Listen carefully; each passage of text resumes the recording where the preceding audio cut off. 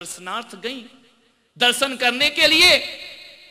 और आचार्य शनमती सागर जी महाराज ने संकल्प लिया, 10 लक्षण पर्व, 10 उपवास की साधना की और उन्होंने संकल्प लिया कि पालना उसी से करूंगा जो मेरे से आज दीक्षा ग्रहण करेगा। इतना कठोर संकल्प दुनिया में कोई नहीं ले सकता। इतना बड़ा संकल्प, इतनी बड़ी रिस्क कि जो दीक्षा लेगा उससे पालना करूंगा और दीक्षा नहीं लेगा तो भले साल भर दीक्षा ना ले तो साल भर भी सन्मति सागर आहार करने वाले नहीं है। 11वां दिन हो गया, पालना कैसे हो? हर कोई जो सुने वो होश उड़ जाए उसके कि इनका पालना पूर्ण कराएगा कौन? अरे और नियम हो तो महाराज पाल भी लें। दीक्षा देखा उस 68 साल की बूढ़ी मां ने कि एक गुरु उपासा बैठा रहे और हम श्रावक नवदा भक्ति ना कर पाए। और उसके मन में ना जाने क्या आया, उसने कहा मेरा गुरु यदि भूखा रहता है तो मुझ श्राविका का जिंदा रहना बेकार हुआ करता है। और ऐसा जीवन भी क्या जीवन होता है कि एक हमारी समाज का गुरु भूखा बैठा रहे।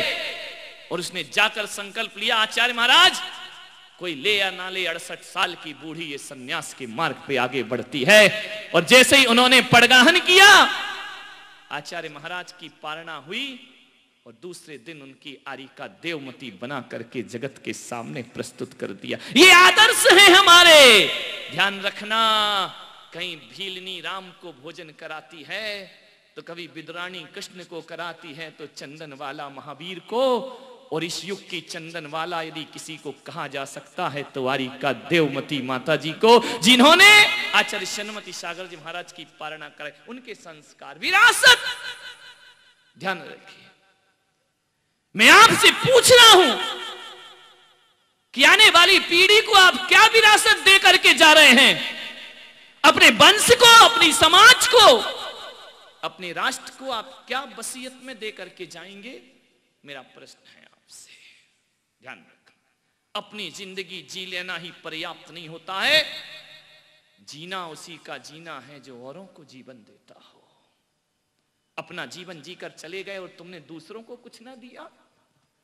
नदी अपना पानी खुद नहीं पीती मेरे भाई, वृक्ष अपने फल खुद नहीं खाते हैं।